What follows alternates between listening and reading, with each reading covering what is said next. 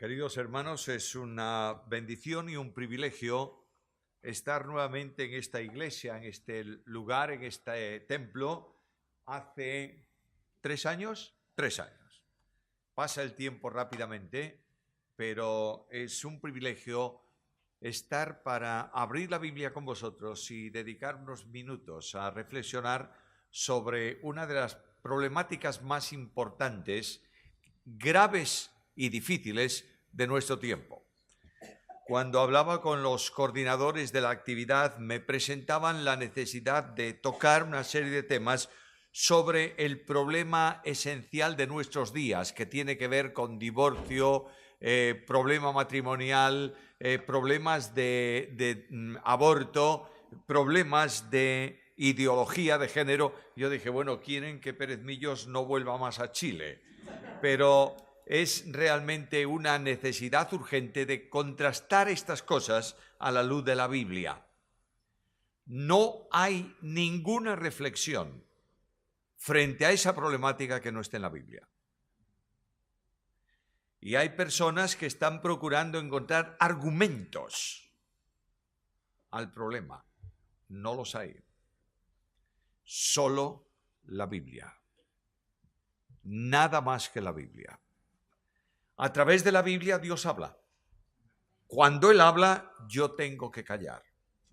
Y el Dios de la Biblia es el Dios que controla la historia. Yo veo muchas personas en nuestro entorno evangélico, especialmente en Europa y en España, veo muchas personas inquietas diciendo, ¿a dónde vamos? Indudablemente es un problema serio y grave de nuestra sociedad, pero quiero deciros que Dios sigue en su trono. Y que el Dios de la Biblia es el Dios de la historia. Y que Jesucristo, nuestro Señor, es el Rey de Reyes y el Señor de Señores. Es verdad que en soberanía Dios puede permitir ciertas cosas y abrir su mano y permitir pruebas y consentir que de alguna forma los principios amorales, no inmorales, amorales de nuestra sociedad estén incidiendo de una forma tremenda y solapadamente entren en nuestras congregaciones. Pero Él es Dios y no va a permitir una inversión de valores que destruya los principios bíblicos, porque Dios es Dios. Por tanto, esta noche el tema que me han propuesto es el matrimonio frente a la ideología de género. Y nada menos que dos graves problemas. Matrimonio, por un lado, en crisis absoluta en nuestra sociedad, ideología de género, peligro filosófico número 1 en la sociedad actual. Yo voy a dividir mi reflexión en 3 partes. En primer lugar, voy a hablaros un poco de la situación. Necesariamente tengo que hacer referencia al porqué de estas cosas, a dónde hemos llegado con ellas y por qué causa se producen. En segundo lugar, quiero hablaros de la expresión bíblica de lo que es el matrimonio. Y finalmente, de una demanda, la demanda natural frente a cualquier exposición bíblica. Dios dijo esto, yo tengo que reaccionar a la voz de Dios. Y no puedo hacerlo sino mediante un compromiso positivo o negativo. Dios no tiene términos medios. O eres conforme a lo que Él dice, o eres contrario a lo que dice. No hay posibilidad de caminar por un camino intermedio escogiendo algo de un campo y algo de otro. Porque el que es amigo del mundo se constituye enemigo de Dios. No hay posibilidad.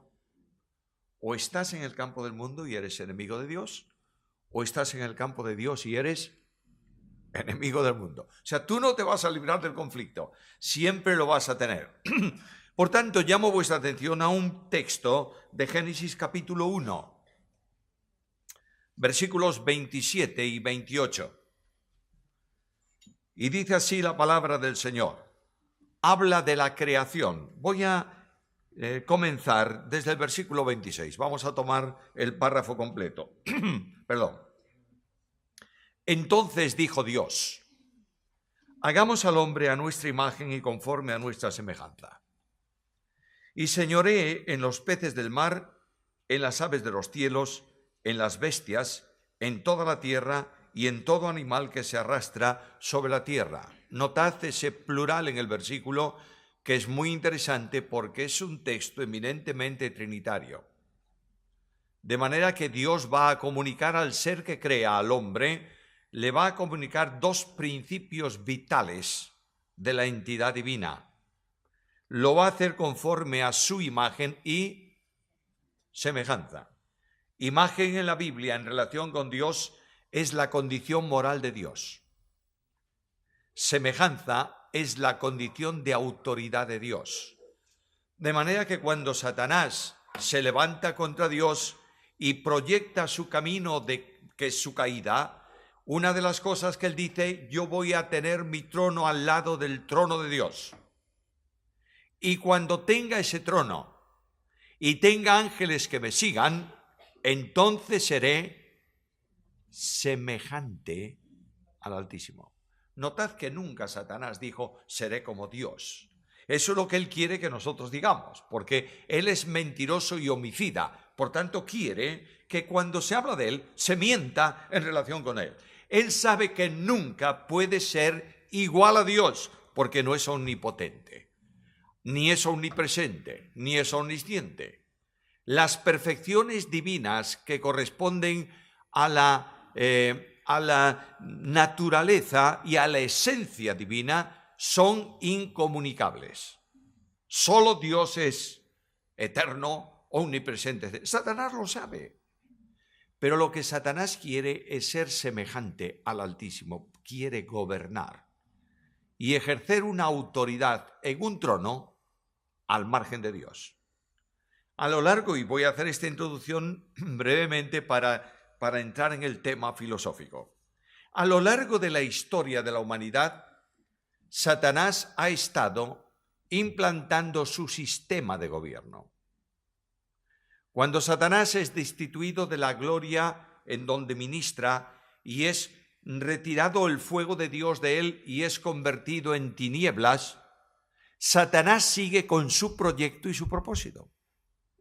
¿Por qué? Porque es pecador. Y el pecado forma parte esencial de la naturaleza caída de este ángel, de este querubín. Por tanto, no puede dejar de hacer lo que por condición natural hace. Y este príncipe del poder del aire viene a buscar un trono en el único lugar del universo donde hay un trono y hay un virrey colocado por Dios que tiene un cetro de autoridad. ¿Quién es? El hombre. De manera que Satanás viene al campo del hombre y tentando al hombre le hace caer. Bueno, alguien me va a decir: no tentó al hombre, tentó a la mujer. Por tanto, el gran problema del pecado es de la mujer y no es del hombre. Ella fue la responsable de que el pecado entrase en el mundo. Se dice, ¿verdad que se dice?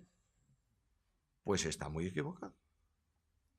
Porque el apóstol Pablo dice que la mujer cayó siendo tentada, pero el hombre no fue tentado. Luego, la gran responsabilidad de la caída de la sociedad no está en la mujer, está en el hombre, en el varón. Pero bueno, dejémoslo ahí. Al fin y al cabo cayó la humanidad, cayó. Y automáticamente Satanás tomó de mano del hombre el cetro de autoridad que él tenía.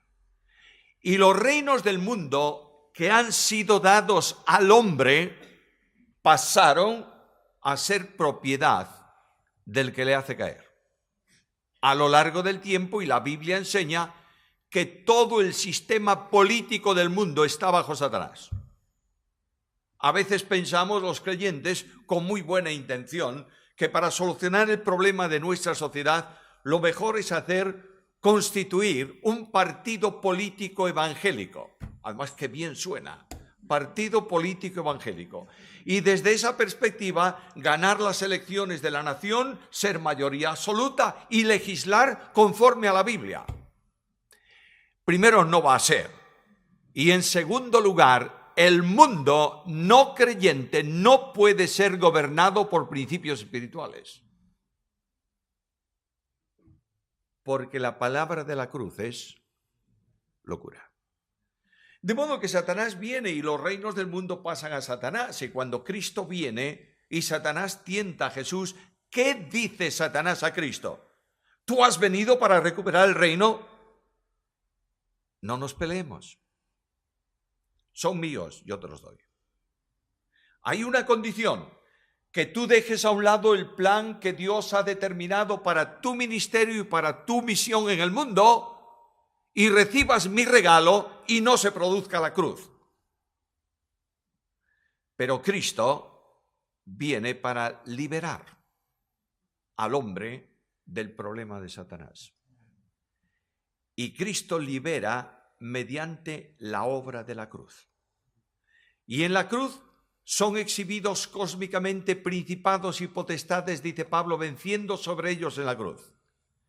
Y Satanás y sus demonios han sido derrotados por Jesús en la cruz del Calvario.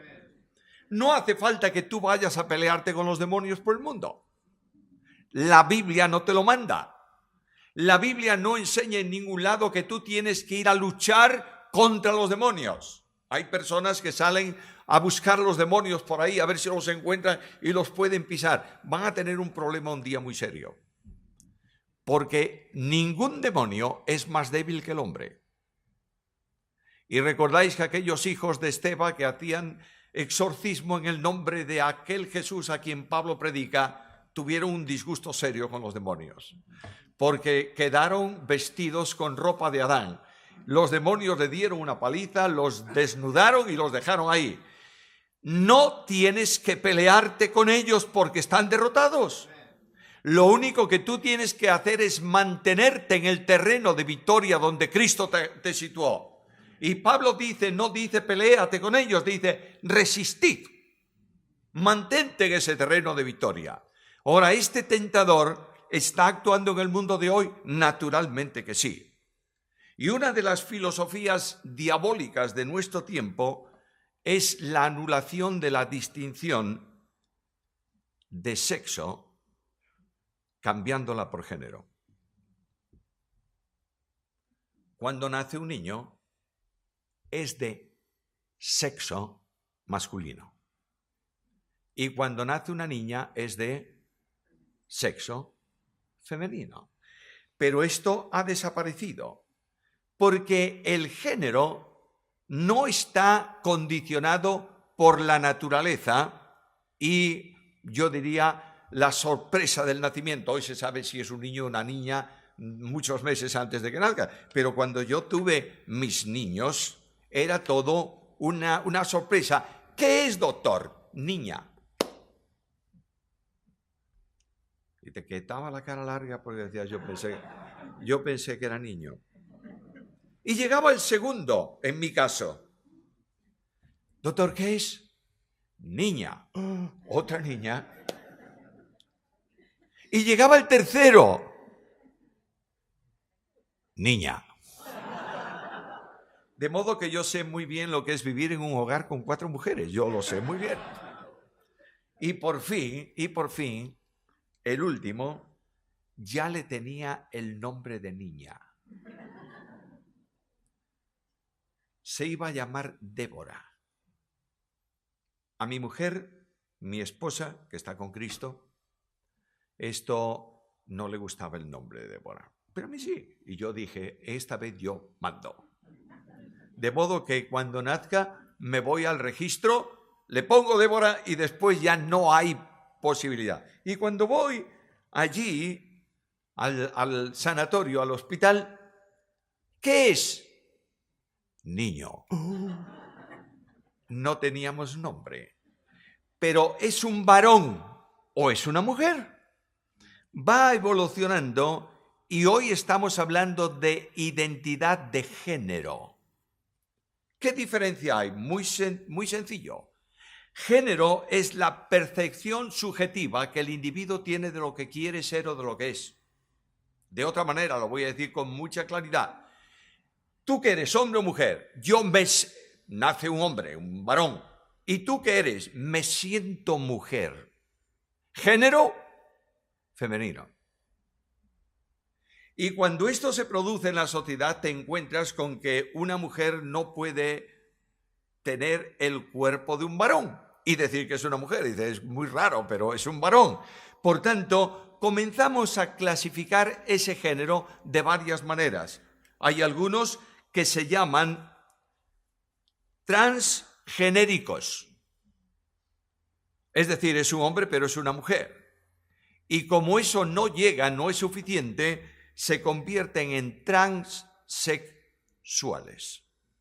Lamentablemente, en países civilizados del primer mundo, perdonadme que lo diga, lo estoy diciendo con sorna, del primer mundo, eso cuesta mucho dinero al Estado. Porque hay un militar que se siente mujer. Y el gobierno tiene que pagarle la operación de transexualidad. ¿Sabíais esto? Bueno, pues lo tenéis ahí. Ahora, toda esta cuestión de género está siendo abusada de una forma radical en el mundo de hoy. Hoy hay violencia. Cuando un hombre mata a su mujer, no se habla de violencia de sexo. Se habla de violencia de género. Y esta palabra, quieras que no, repetida permanentemente en los noticiarios, en la televisión, en la prensa, en la universidad, esta palabra llega a calar dentro de toda la sociedad y también dentro del mundo evangélico. Hay expresiones en nuestro mundo evangélico de relativismo y se comienza a hablar de género. Cuando hace unos años tú entrabas en un país, en la ficha de aduanas normalmente tenía sexo, varón o hembra, raza, blanca, negra o caucásica. Hoy en día esas cosas se han eliminado, porque nadie puede decir sexo a una persona de otro género. ¿Me estáis siguiendo lo que quiero decir? Todo esto trae un problema que se llama relativismo. Indudablemente la situación sociofilosófica de hoy es de un progreso tan acelerado que lo que se dice hoy no vale mañana, literalmente. El cambio es enorme. Hace muy poco tiempo, después de la Segunda Guerra Mundial, se hablaba de la era postcristiana. ¿Lo oísteis alguna vez? Es decir, el cristianismo no tiene razón de ser. El cristianismo está caduco, trasnochado, es histórico, es viejo. No vale el cristianismo. La era postcristiana comienza y los postulados del cristianismo son tan débiles que no se sustentan. Bueno, ¿es bueno o no? Dicen, es necesario eliminarlo porque el cristianismo divide la sociedad. Y nosotros tenemos que hablar de una sociedad tolerante. ¿Oísteis esto alguna vez? Claro. Ahora, ¿qué es tolerancia? A ver, voy a decirlo con una expresión de andar por casa. Tolerancia es vive y deja vivir. Tolerancia es que a ti te gusta pintar una pared de amarillo y a mí de rojo. Yo pinto de rojo y tú dices, oh, qué feo es, pero no te metes en más. Me dejas tranquilo con mi pared rojo. Esa es tolerancia. Pero la tolerancia da un paso más. Ser tolerante significa eliminar el dogmatismo y el absolutismo. Fijaros el peligro de esto. Yo elimino el dogmatismo y no puedo establecer como principio inexorable de fe lo que yo creo. Porque aquel no lo cree y yo soy con él un intolerante. Cuando discuto de una verdad bíblica, soy un intolerante porque yo no cedo. Pero hay algo más, no solamente el dogmatismo, el absolutismo. Porque yo afirmo en el mundo de hoy que la verdad absoluta existe. Y quiero afirmar en el mundo de hoy, porque tengo la Biblia, que la medida absoluta existe. y que el relativismo está luchando para derribar la medida absoluta que es Dios. Y la dimensión de la realidad de su medida es la palabra. Por tanto, Dios está siendo cuestionado y aquel que dice que cree en Dios está siendo tratado como un absolutista. Ahora va pasando el tiempo, tolerancia, qué bien, una sociedad tolerante, fantástico. Pero la tolerancia dio paso en el año 1948 a la nueva tolerancia. ¿Cómo se produce eso de la nueva tolerancia? El político francés Edgar Pizan, en un discurso famosísimo en la ONU, dijo lo siguiente: la intolerancia no es simplemente una falta de solidaridad, es el rechazo a los demás, por lo que son, por lo que hacen, por lo que piensan y con el tiempo simplemente porque existen. De manera que esa nueva tolerancia abre la puerta a un relativismo de valores y se convierte en intransigencia. Intransigencia puede ser penalizado por las leyes. De manera que el intransigente es el que dice: señores, el matrimonio homosexual es pecado. No eres un intolerante, eres un intransigente. Y la intransigencia que está legislada se convierte muchas veces en una responsabilidad penal y en un castigo judicial. ¿Estamos en un problema serio o no? Naturalmente que sí. Las consecuencias son de tal dimensión que la conducta de una familia heterosexual conforme a la Biblia hay que reconocer que es tan válida como la homosexual. Porque si no lo admites, no eres un intolerante, eres un intransigente. Y estás dentro del borde del delito penal. La aceptación del divorcio es también asunto de intransigencia o no. La aceptación del aborto es asunto de intransigencia, porque las mujeres en nuestro mundo del relativismo absoluto son dueñas de sí mismo y de su cuerpo. ¿Lo oísteis alguna vez? Por tanto, como es dueña de su cuerpo, puede decir que el embrión, el feto que lleva dentro de sí, no lo quiere seguir manteniendo porque afecta a su cuerpo y puede causarle, puede abortar, no importa aunque eso sea un crimen. Escuchadme, lo dije creo ayer o anteayer, permitidme, como las iglesias son distintas, que yo repita alguna cosa de estas. En España, en el sur de España, hay un parque natural que se llama el Coto de Doñana. Ese parque alberga animales y aves y cosas así, y tiene la reserva de linces. ¿Sabes lo que es un lince? Bien. La reserva de linces más grande de España y posiblemente de Europa. El lince, según dicen los científicos, es un animal en vía o en peligro de extinción. Tú vas circulando por la carretera, no por el coto, por la carretera que circunda el coto. Al borde de la carretera, vallas metálicas para impedir que los animales pasen a la carretera. Pero fíjate tú por donde, de alguna manera, uno de esos linces, nadie sabe cómo, sale y cruza la carretera. Y tú atropellas al lince. Te van a poner 5.000 euros de multa. Y te van a retirar como mínimo 4 puntos del carnet de conducir. Porque has dado muerte a un animal en peligro de extinción.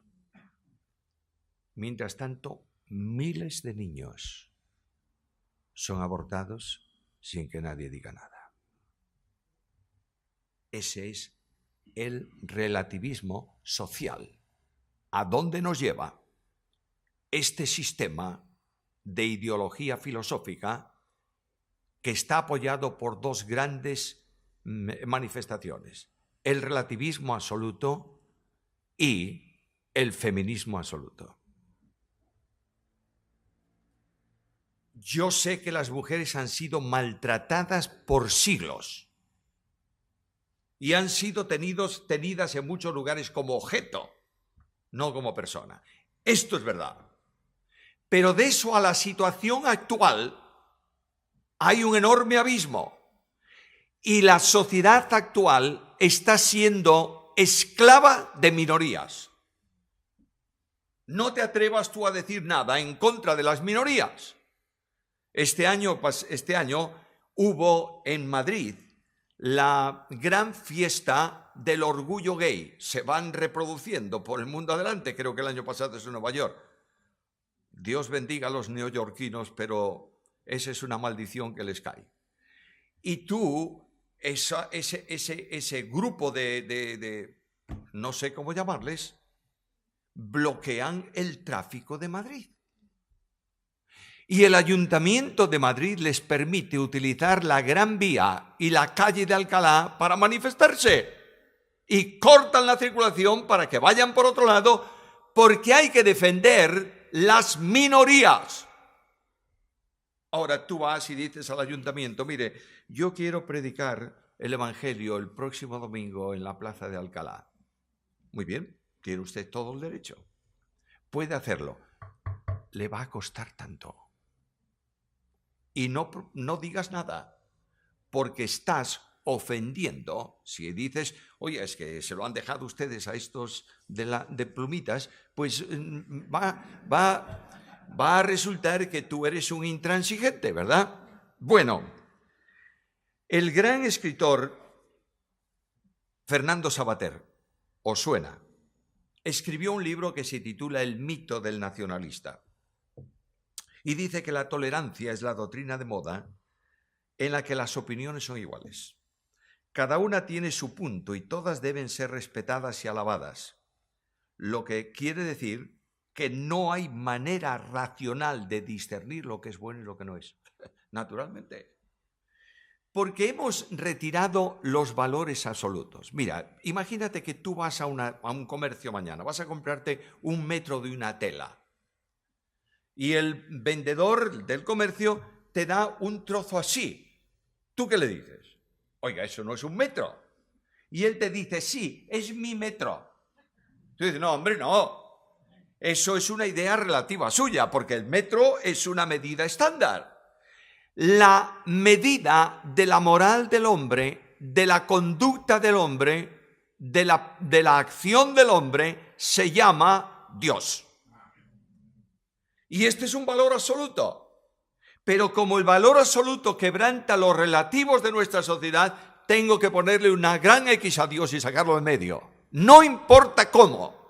Y comienza esa acción ya en el colegio de los niños, enseñándole mentiras científicas, como es la evolución, en el sentido que le achacan, que le aplican a Darwin, que no es verdad.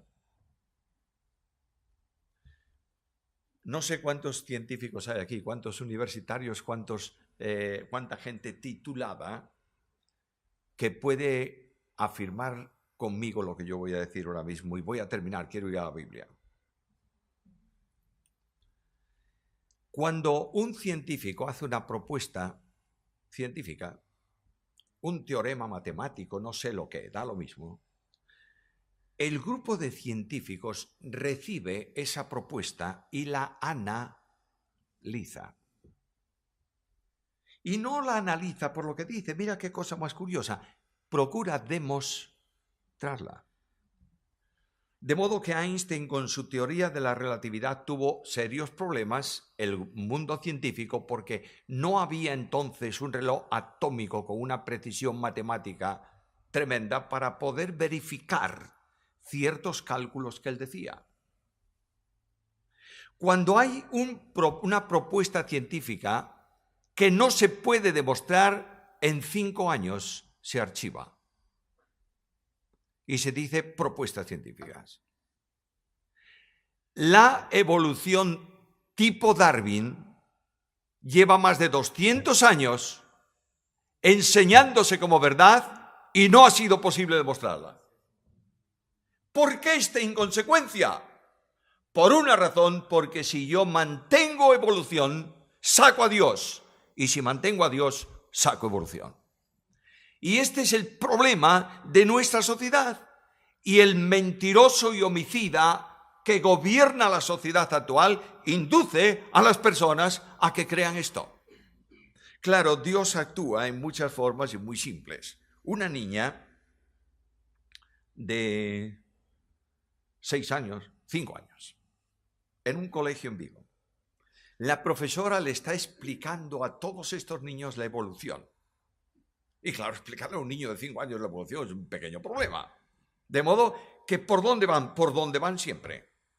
Mira, resulta que el agua calentita del principio de la creación fue generando elementos y de ahí surgieron los aminoácidos y de ahí comenzó la célula chiquitita y esa célula fue creciendo, le salieron patitas, salió a la tierra, salió después un animal grandote, bla, bla, bla, bla, bla, bla.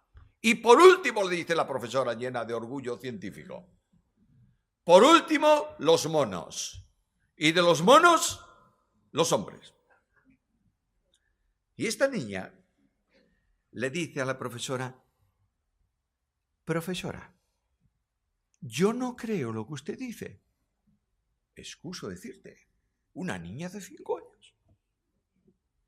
¿Y por qué no crees? Pues mire usted, profesora, mi papá me llevó el sábado pasado al zoológico. Y había monos. Por tanto, nosotros no podemos venir de los monos. Porque si viniéramos de los monos, no habría monos. Claro, habríamos evolucionado y no habría monos. Bueno, ¿qué monada? Esto es lo que la gente de hoy y la sociedad de hoy vive. Pero esto entra directamente dentro de la familia, mis queridos hermanos. Y el ataque a la familia es brutal en nuestros días. De manera que las leyes legislan que el matrimonio ya no es solo de un hombre y una mujer. Matrimonio es la unión de 2 personas que se cree uno de un género y otro de otro, pero son lo mismo. En España, la Iglesia evangélica es juzgado de paz. Es decir, no tiene que irse, los creyentes no tienen que ir al juzgado para casarse, al registro. Comienzan sus papeles allí, los traen a la iglesia, los manda el juzgado a la iglesia y cuando llega el tiempo legalmente establecido, tú celebras el matrimonio, firmas y esas personas quedan casadas. El Ministerio Español de Justicia mandó un oficio a las iglesias evangélicas para que cambiásemos las firmas del registro de matrimonios. Porque ya no puede escribirse allí debajo marido y mujer. Hay que poner ahora cónyuge A y cónyuge B. ¿Por qué? Porque es posible que no sea marido y mujer, que sean 2 hombres o 2 mujeres. De manera que hubo que escribir inmediatamente al gobierno, al Ministerio de Justicia, y decirle que por el derecho que asiste a la Iglesia evangélica, las ceremonias de bodas, bautismos y presentación de niños quedan reservadas para miembros inscritos de la Iglesia evangélica. De modo que van 2 creyentes al juzgado, dicen queremos casarnos por la iglesia evangélica de tal y lo primero que el juez le va a pedir es el certificado de membresía de la iglesia. Nos hemos salvado. Porque yo estaba pensando qué iba a hacer de mi vida si el juzgado de cualquiera del registro me manda a la iglesia un documento, dice guarde usted las fechas legales correspondientes y case a estos 2. Y yo digo, a ver, ¿quiénes son? Matrimonio entre Juan y Luis. No. Y se lo devuelvo al juez y le digo, por aquí no. Y el juez dice, ¿y por qué causa? Porque yo no caso homosexuales, la Iglesia no casa homosexuales. ¿No? Usted está contraviniendo una ley. Y le voy a procesar a usted. Y voy a hacer responsable, solidario a la Iglesia. ¿Os dais cuenta dónde vivimos? Pero esto no es nada. Porque hay un segundo oficio reciente. No se inscriben más niños en el registro diciendo padre y madre. Eso desapareció. Ahora es progenitora y progenitor B. ¿Por qué causa? Porque un niño puede inscribirse como hijo legítimo de un matrimonio homosexual. Y estamos convirtiendo a inocentes en víctimas de nuestra perversidad. Y en España, eso unido al divorcio produce miles de niños huérfanos con padres vivos.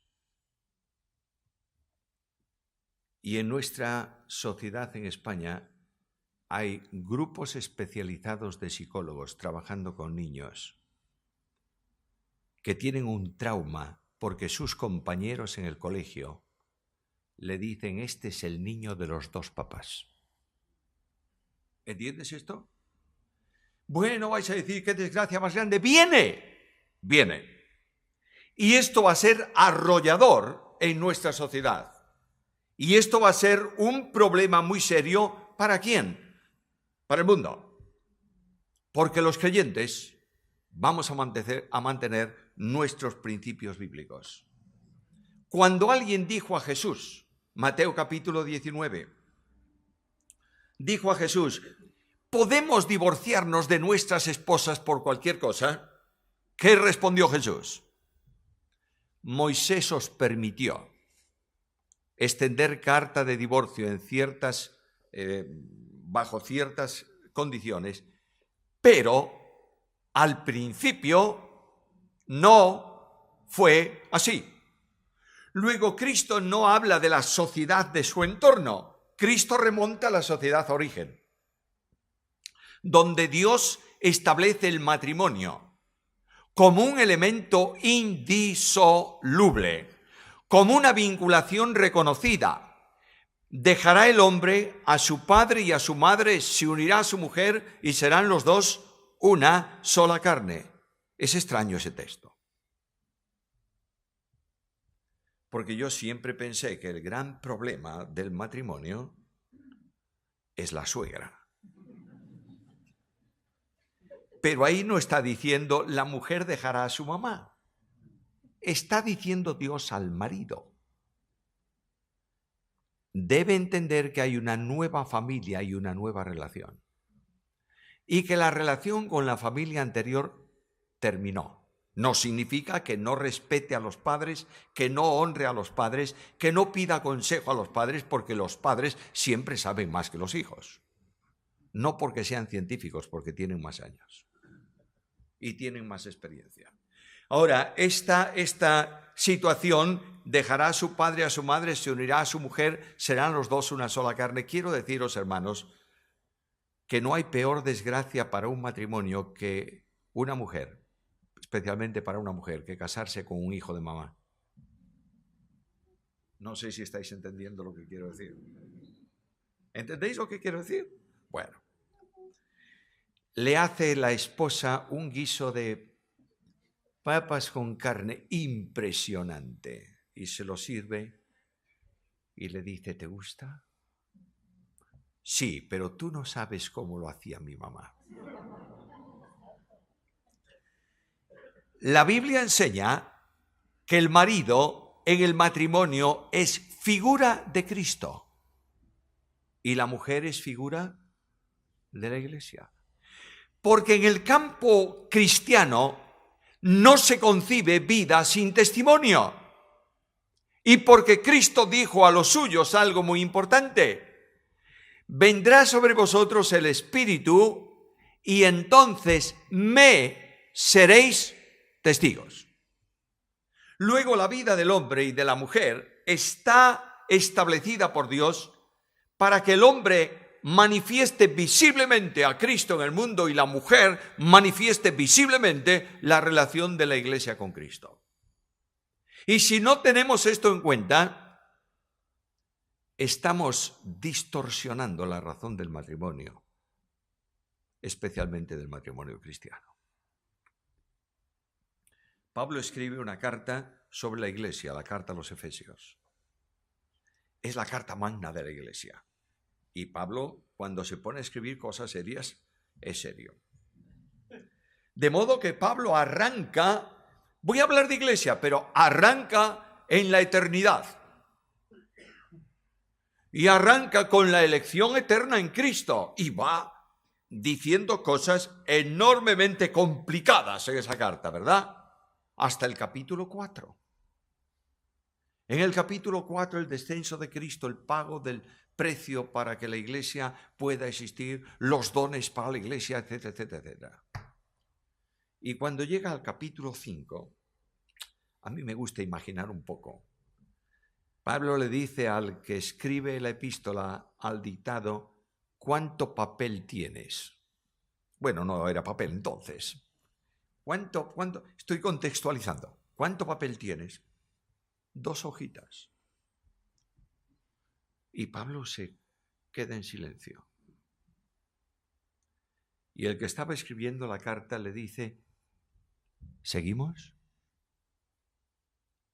Sí, pero déjame, estoy pensando. ¿Estás pensando en qué?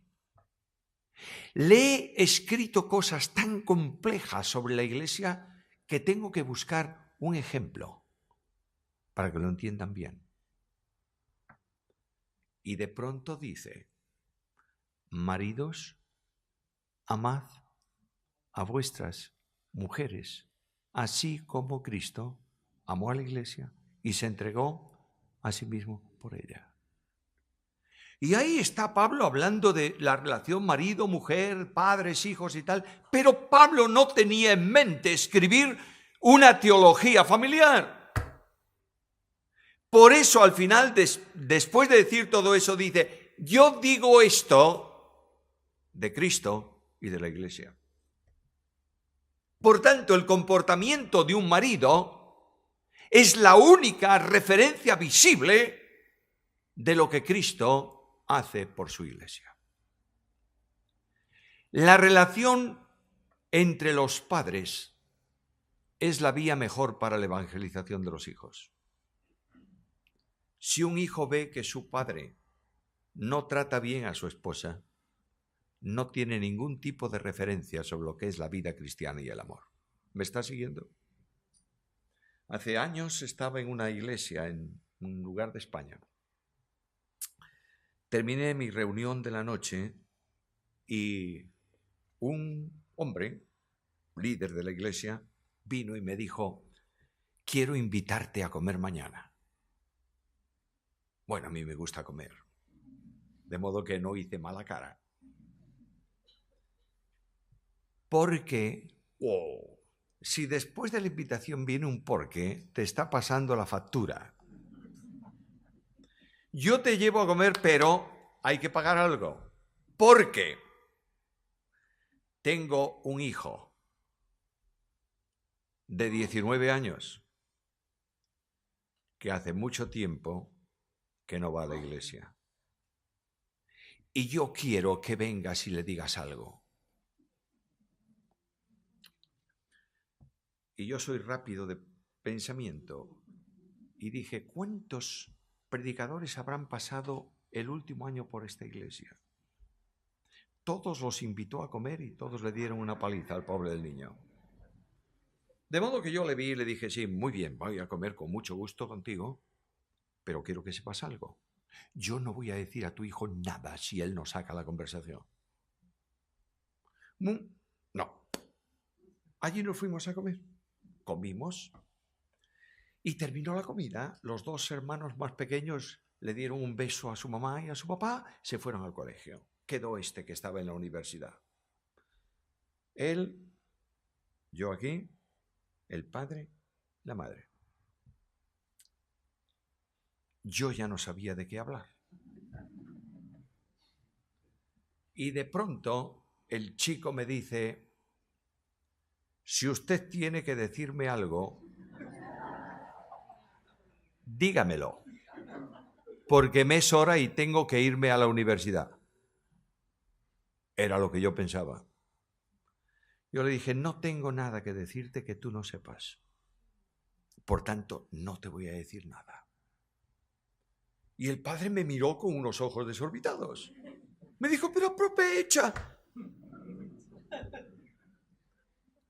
Le dije, no te voy a decir nada, así que puedes irte a la universidad.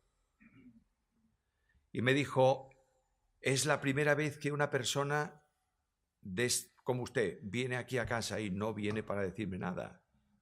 Pues ya que usted ha sido tan franco conmigo, yo quiero serlo con usted. ¿Usted sabe por qué yo no voy a la iglesia? Dije, no. Porque desde que yo tengo uso de razón, he visto a este hombre, señalando al padre, maltratar de palabra a mi madre. Y desde que tengo uso de razón, he visto a esta mujer, señalando a su madre, reuniéndonos a mí y a mis hermanos para hablarnos mal de mi padre cuando él se iba. Y el domingo entran tomados del brazo en la iglesia y mi padre se atreve a hablar de amor. No me interesa esa religión. Lo único que yo le dije es que la solución del problema no está en las personas, sino en Cristo. Le di un abrazo, le dije, voy a orar por ti. Se fue. ¿Te imaginas la tensión? Yo le dije a los padres, a los dos, ahí tenéis la explicación de por qué este chico no va a la iglesia. ¿El matrimonio cristiano vive en amor o no es matrimonio cristiano? Y el amor cubre multitud de pecados. No los tapa, no los divulga, es lo que quiere decir el texto. Por tanto, cuando tú eres capaz de amar a tu mujer, como Cristo amó a la iglesia, no estás amando a tu esposa por lo que ella te da, sino por necesidad de amarla. Y no hay nada que te pueda hacer tu esposa que no tengas la necesidad de perdonar, porque también Cristo te perdonó todos tus problemas y todas tus dificultades. Y Dios nos perdona siempre en Cristo. ¿Es así o no es así? La sociedad actual exige derechos, los creyentes no tenemos derechos, porque nuestro derecho es irnos al infierno.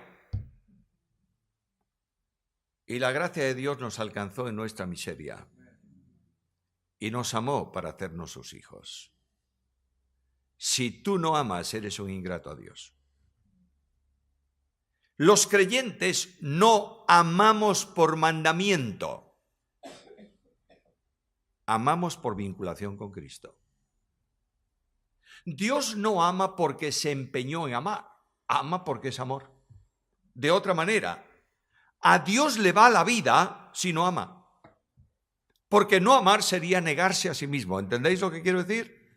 Por tanto, cuando tú estás vinculado a Cristo, tú amas por necesidad de amar. No puedes vivir sin amar. Y puede ser que tu mujer sea un problema muy serio, ¿cómo no?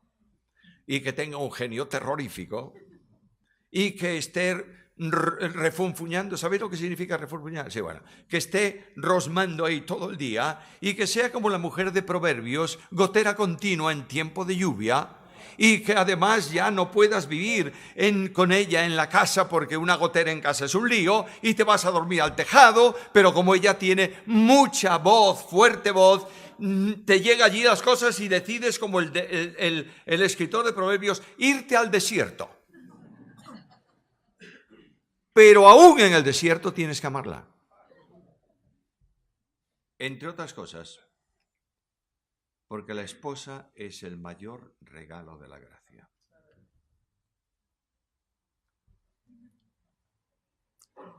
El matrimonio es una institución divina. Por tanto, cuando Dios mira, Él determina crear al hombre Y dice que lo creó a su imagen y semejanza y todo esto. Y de pronto el Dios bueno y bondadoso, el impresionante Dios, se asomó al balcón del cielo para ver su creación. Todos los detalles. ¿Y sabéis lo que dijo Dios? He aquí, esto es bueno en gran manera. Pero de pronto Dios se fijó, estoy alegorizando, se fijó un poquito más y vio por allí, por el huerto, caminando a Adán. Está solo. ¿Y qué dice Dios? No es bueno que el hombre esté solo. ¿Por qué? Bueno, porque no tiene ayuda idónea. El concepto bíblico de ayuda idónea no es la criada para barrer el piso. Es un ser con quien poder dialogar. Porque Dios no entregó el gobierno del hogar al hombre, sino a los dos. Y ahí tienes un plural, enseñoread, sojuzgar. Significa que para gobernar tu casa, tu hogar, tienes que dialogar con tu esposa y tomar acuerdos conjuntos. Y vivir en esta plena armonía. Eso es lo que Dios ha determinado para el matrimonio al principio. Y Cristo no te remite a los problemas de hoy. ¿Qué dice Jesús? En el principio no fue así. Necesitamos padres que sean un ejemplo para los hijos de amor y de relación.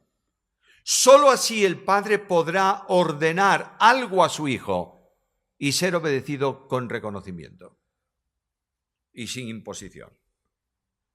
A veces los padres tenemos muchos defectos, yo he tenido los míos serios, especialmente cuando queremos que nuestros hijos sean la fotocopia exacta de lo que nosotros fuimos. En todo, incluso en la ropa. Una de mis hijas, no voy a decir su nombre porque si alguna vez escucha esto me va a decir, ¿tú crees que puedes estar hablando de mí en público? Bueno, pues voy a hablar. Una de mis hijas tuvo, todas ellas tuvieron, pero tuvo su época de adolescencia. ¿Sabe lo que es la adolescencia? Una enfermedad que dura de 3 años, pero es que es terrible. Bueno. Y además la enfermedad expresa de distintas maneras la existencia suya. Algunos te dicen, como mi nieta le decía a su padre, cuando vengas a buscarme, aparca el coche lejos. Claro, me da vergüenza que mi papá venga a buscarme porque yo soy grande. ¿Entiendes esto? Y te decía, papá, por favor, no me abraces.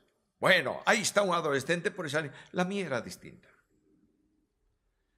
Encontró en un arcón de la casa de su abuela un pullover, jersey, no sé cómo llamáis, de su tío. Se lo puso y resulta que aquel pullover le llegaba aquí y le iba largo y no podía ver el reloj. ¿Y sabes lo que hizo? Un agujero. Y ahí está el pullover del tío. Lunes, martes, miércoles, jueves, toda la semana. Pero también usaba un pantalón vaquero, un jean, de una talla un poco más pequeña de la que necesitaba. Porque el pantalón era de antes y ella había crecido. ¿Qué hacía? Se acostaba en la cama por la mañana, metía el pantalón, respiraba y se abrochaba y tiraba de la cremallera. Y allá iba. Pla, pla. Yo un día dije a su madre, mañana le voy a tirar el pantalón y el jersey, el pullover. Mi mujer dijo, tú verás lo que haces. Pero seguro que cuando se lo tires va a tener otra manía peor. Y yo dije, Señor, dame ciencia, por favor, para tratar este caso. De modo que aquel día por la tarde busqué un cordel, ¿llamáis? ¿Sabéis lo que es? Una cuerdecita. Le hice una vuelta en la punta, le puse un palito en el otro lado y a la mañana cuando fui a despertarlos, le dije, toma, te voy a hacer un regalo. ¿Y esto para qué es, papá? Pues mira, metes el cordelito por el agujero de la cremallera y tiras del palo para que te sea más fácil poner y no te estropees un dedo. Una semana después no andaba ni con pantalón ni con jersey. Porque ya había fastidiado al padre y como el padre no se sintió molesto, no pasó nada. ¿Sabe lo que hubiera ocurrido si yo le digo, no quiero? ¿Y por qué no quieres? Porque no quiero yo. Ahí tenemos un choque frontal. De la misma manera que el Dios de la gracia tiene mucha gracia conmigo. Y tiene gracia con los grandes personajes. Ahí tienes, y termino de verdad, ahí tienes aquel profeta que un día dice a Dios, Jeremías, que un día le dice a Dios, es un mal negocio esto de ser profeta, ¿eh? Porque cada vez que yo hablo en tu nombre, ¿qué pasa? Un problema, así que desde hoy terminó. Nunca más hablaré en tu nombre. Cada vez que yo leo ese pasaje me sonrío un poco. Porque estoy pensando cómo el Padre del cielo diría, qué enfadado estáis, chiquitín, hoy. E inmediatamente el Dios del cielo dice, pero vamos a ver, Jeremías, yo te escogí desde antes de tu nacimiento para que seas profeta. ¿Vas a serlo? Quieras o no. Porque yo soy el soberano. Y Dios actúa por fuera o por dentro. Por dentro. Y dice que sintió un fuego dentro de él que lo consumía. Y dice, más fuerte fuiste tú que yo y me has vencido. Hermanos queridos, solo el fuego de la gracia y el poder del amor sustenta el matrimonio. No se puede terminar el amor como algunos jóvenes dicen, me separo porque se acabó el amor. Si un creyente dice eso, hay que pensar que no ha nacido de nuevo. Porque el amor de Dios se ha derramado en nuestros corazones por el Espíritu Santo que nos fue dado. Y si alguno no tiene el Espíritu de Cristo, no es de él. Problema de género, filosofía de género, nuevo modernismo. Esto, y ahora está circulando filosóficamente una reflexión, dicen los filósofos. Estamos entrando en la era de la posverdad. ¿Sabe lo que significa eso? No hay verdad absoluta. Por tanto, se está estudiando en España. Hay una ley que se va a proponer que se llama la ley Mordaza. ¿Y qué significa eso? Los padres no pueden obligar a los niños a estudiar o a leer la Biblia. Porque la Biblia no es la verdad absoluta que los padres dicen. ¿Me está siguiendo con esto? Esto va a ser un caos. Pero pase lo que pase, Dios es Dios. Su palabra es la palabra.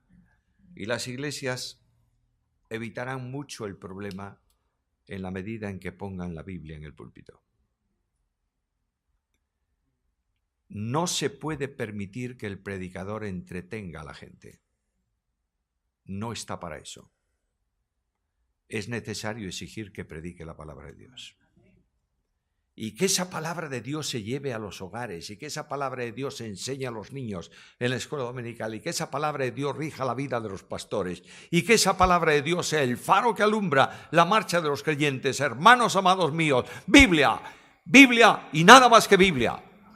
Porque en la Biblia habla Cristo, y solo Cristo puede dar libertad, y solo de Él viene el poder. A veces nos equivocamos en la fuente de poder y buscamos el poder en el Espíritu Santo y cosas parecidas. pero el Espíritu Santo da el poder de Jesús. ¿Lo entiendes?